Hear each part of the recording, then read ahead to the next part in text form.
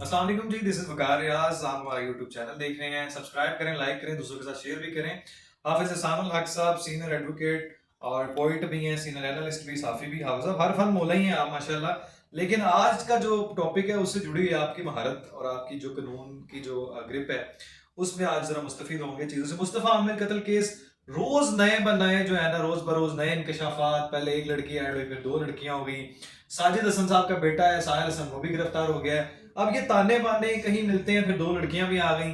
अब ये courier service, ये क्या वैसा वो क्या रहा है रोजाना कोई अच्छा नई चीज जो है ना अच्छा दरियाफ्त हो रही है। मैं ना एक चीज अभी सोच रहा था कि चलो ये केस तो एक तरफ रह गया। अब इस केस में से जो कुछ निकला है तो वो एक बड़ी ना अलार्मिंग सिचुएशन है कि जो हमारी यंग जनरेशन है वो पैसे कमाने के लिए वो इतनी अतावली और इतनी बेचैन है कि वो कोई भी रास्ता वो कहते इख्तियार करना कुछ भी हो, पड़ेगा शॉर्टकट हो, हर चीज में अब पैसा ये जो कमाना। क्या नाम है इसका, साहिल हसन है, साजिद हसन के बेटे, जो साजिद हसन साहब का बेटा सीनियर अदाकार है, तो मेरे पसंदीदा अदाकारों में से हैं।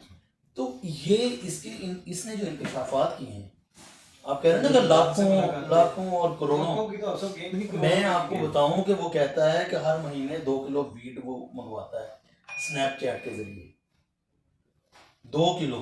और पता कितने की बेचता है? 1 ग्राम 10,000 का बेचता है। आप 2 किलो का अंदाजा लगा लें कितने करोड़ों और कितने अरबों 2 अरब रुपए में बात चला देते हैं। अगर ठीक आप है ना, उसको ग्राम में ना लें, नहीं वो खुद क्या केजीज का मतलब है कि वो हर बार बढ़ती मल्टीप्लाई होती है। ठीक है ना, वो कह रहा है कि 1 बस ग्राम ना, बस फिर आपको पता का। अच्छा, इसके इसका बच्चों को किरदार बताए ना असल के मुस्तफा आमिर कत्ल केस, ये कत्ल की केस की फिर वजूहात, फिर इसका ये भी हो सकती है क्योंकि ये वो पहले से बातें आ रही थी, ये मिलके ये वाला कारोबार, लड़की वाला भी केस सामने आया था। ये वाला कारोबार से देखिए 2 बड़ी नामवर, नाम अब नहीं ले सकते, हाँ, तो वो भी कोरियर कंपनीज भी शामिल हैं। Courier companies. उसका आपको मैं एक चीज बताऊं सब, अगर आपको होगा बताओ, मैं आपको बताता हूँ। अब अगर आप कोई कारोबार करते हैं ना किसी कंपनी के साथ मिलके, किसी के साथ में, नामवर हो या कोई भी हो, अगर आप उसमें कोई अकाउंट ओपन कर लेते हैं ना as a vendor, as a contractor, तो nobody can check your parcel. पता है आपको इस बात का? यानी मैं उसमें असला भेज रहा हूँ, मंशियात भेज रहा हूँ, लेकिन जैसे ही मैंने अकाउंट खोल दिया, ये मैं आपको बड़ा क्लियर बता दूं, अगर आपने किसी भी कोरियर सर्विस कंपनी में खाता खुलवा लिया है, आप एज ए वेंडर है, कॉन्ट्रैक्टर है, आपका कॉन्ट्रैक्ट हो गया है, अब आप परफ्यूम भेजें, वो आपकी जिम्मेदारी है, आपकी जिम्मेदारी है, कोई टेंशन नहीं, उन्होंने डिलीवर कर दिया। ये देखें चलो वो तो कोरियर कंपनीज हो गई ना, काम है ना। कोरियर कंपनी किसके तहत एजेंसीज क्या करती रही हैं? ये तो इन्होंने क्या किया है, ये बच्चा कहां से आ गया, साहिल हसन कहां से आ गया, करोड़ों सब ड्रग माफिया शामिल है इसमें, जो भी रिपोर्ट हुआ है। तो हो सकता है ये तो आपको नहीं पता कि कोलंबिया, वेनेजुएला, ये पेरू, इधर से कितनी अच्छा ये है कि अफगानिस्तान आपके पास है। आमिर का जो कत्ल हुआ है तो वो खुद भी शामिल है, मैंने बताया। अच्छा, हो सकता है कि किसी को खतरा पड़ गया हो कि ये यहाँ से बात निकलने वाली है, आप सब वो बच्चा ही था ना। हाँ बिल्कुल ठीक है, हो सकता है उसने कह दिया मैं बताता हूँ। अच्छा, और दूसरी बात आपको पता है कि इसका ताल्लुक उससे डायरेक्ट नहीं था। साहिल को भी लॉन्च करवाया गया अफगान के थ्रू, और उसकी कांटेक्ट जो कॉल वगैरह निकली, ताल्लुक तो हो गया ना, बन गया ना, लेकिन उस लड़के मकतूल पे भी तो हजारों इल्जाम है ना साहब, वो कोई शरीफ काम तो नहीं करता था ना, लेकिन कत्ल होना तो एक बड़ी ज्यादती है ना। चले जो भी है, चाहे वो कुछ भी करता था, एक कम से कम उसको राइट तो मिलना चाहिए। कत्ल तो नहीं है सबको, ये हाल है। बिल्कुल बिल्कुल ऐसे। तो इसमें आपको क्या लगता है कि मजीद अब क्या होने वाला है, किस तरफ जाएगी ये बात?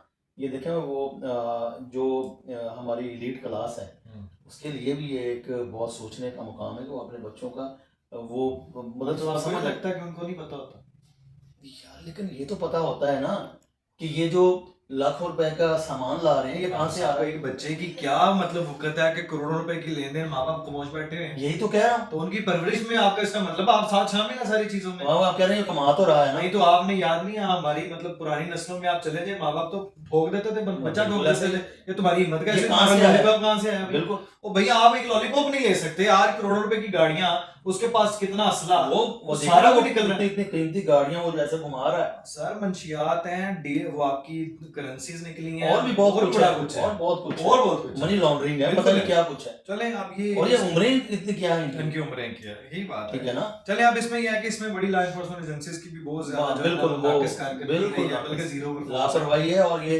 बात यहाँ तक पहुंचनी नहीं चाहिए थी। अच्छा हाफिज, आप देखें पोश इलाके में ये चीजें हो रही हैं, इसका मतलब कि रिटर्न है, फायरिंग है, और कराची जैसे शहर में, और वो भी डिफेंस जैसे शहर में, और इसमें बहुत बड़े कारोबारी लोग भी शामिल है, सियासतदान शामिल है। हो सकता है पीछे बैक हो, ये क्या है, हैवी किस्म की होगी कोई, इसीलिए तो कह रहा हूँ हो सकता है मुस्तफा आमिर ने कोई बात कर दी हो, कि मैं ये करने आपकी लगा हूं। बात कुछ समझ में आती है। अच्छा हाफिज साहब, पाकिस्तान बार काउंसिल के नुमाइंदा जो जुडिशल कमीशन के जो कमेटी के वो मेंबर भी थे, अख्तर हुसैन साहब सीनियर नुमाइंदे हैं, वो बंदे उन्होंने रिजाइन कर दिया जी कि मुतनाज़ जो तकरीरें आई हैं उसकी वजह से। मैं 1973 के वो जो आर्टिकल 175(a)(6)(2) के तहत वो उन्होंने कहा कि इस्तीफा मेरी नामजदगी हुई थी, अब मैं हाँ, तो मैं अब जाता हूँ। अच्छा मैं ना उनकी एक बात उन्होंने की है कि पहले जजिस अक्सरियत से अपने बंदे करवा लेते थे, अब हुकूमत करवा लेती है। कैसे हाफिज साहब? नहीं नहीं, मैंने सुन लेना, मैं जो बात करने लगा हूँ, पहले जजिस करवा लेते थे, अब हुकूमत करवा लेती है। तो पहले जाहिर है जजिस करते थे, तो आपको पता है कि वो जाहिर है उनकी अक्सरियत से होना था, ठीक है ना। कानून बदल गया, तो आप कानून बदल गया, तो आप जब बने हैं इसका हिस्सा, तो आपको पता नहीं था कि अब जिसकी अक्सरियत होगी वही होगा ना। नहीं तो अक्सरियत में तो मैनेजिंग ये इसमें बिल्कुल बकवास है। इसमें जुडिशरी की भी उतनी तादाद है, उसमें मेंबर्स की भी उतनी तादाद, आजादाना लोग भी 2 लाख शामिल किए हुए हैं, मिनॉरिटीज के भी शामिल किए हुए हैं, आपने बाहर से भी और उठाया। दूसरी ये बात है कि अगर आपको था इसमें, तो आपको तो हिस्सा रहना चाहिए था। ये स्टुपिडिटी है ना कि आप उसके अंदर रह के उसके खिलाफ, अगर आप समझते हैं कि कोई गलत हो रहा है, तो आप उसके अंदर रह वही के ना सिस्टम में रह के आप अपना रिपोर्ट कराएं ना।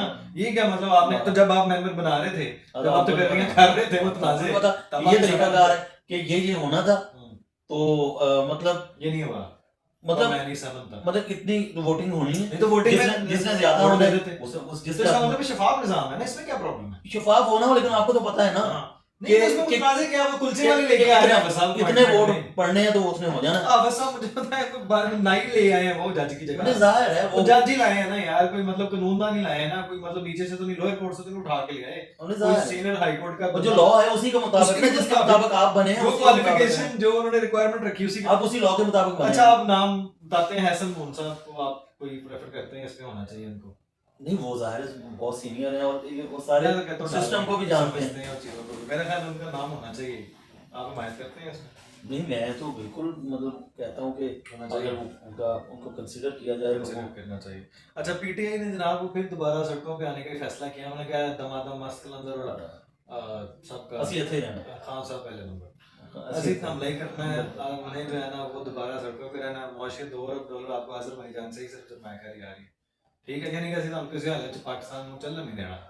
हाफिज साहब मतलब आपने बहुत बड़ी बात है, $5 अरब की $7 अरब वर्ल्ड बैंक वाला हो गया है जनाब, अमेरिका ने $5 अरब हाफिज साहब अब सोचे ना क्या करना है, ये क्या किस तरफ लेके जा रहे हैं मुल्क को, ये कोई एक मुहिबे वतन कोई जो आपका वफादार है वो ये काम सोचता करना क्या है, तो आप मतलब मैं कह रहा हूँ ये बताया ना करना क्या है, हमें लेके आए यार सीधे से आपको बच्चे आपको नहीं पता क्या करना है। ये कहते हैं फॉर्म 47, हां 45 ठीक है ना, 45-47 की कितने लोगों ने उसको चैलेंज किया, अपने जो कहां है 19 लोगों ने चैलेंज किया। नहीं तो कहते हैं कि टोटल 12 थी, 19 पटिशंस हैं, आप सबको कहते हैं हमारी पीपल्स पार्टी की 30 हैं, नून लीग की कुछ 26-27 हैं, और जहां से उन्होंने ये असद उमर वगैरह का जहां से उन्होंने चैलेंज किया, इन्होंने हाई कोर्ट से स्टे लिया हुआ तो ये तो शुरू से डिप्टी स्पीकर आपका रूलिंग देता था, स्टे पे था, ठीक है ना, पहले पीटीआई का जिसकी रूलिंग उड़ा के उन्होंने बाहर फेंक दी। नहीं बात ये है कि जिसको आपने अब चैलेंज करना है तो फैसला होना है, ऐसा ही होना है। अगर आपने फैसला ही लेकिन चैलेंज ही नहीं किया, को फैसला करने दें। अच्छा चीफ जस्टिस ऑफ पाकिस्तान से ये चीजें बनती हैं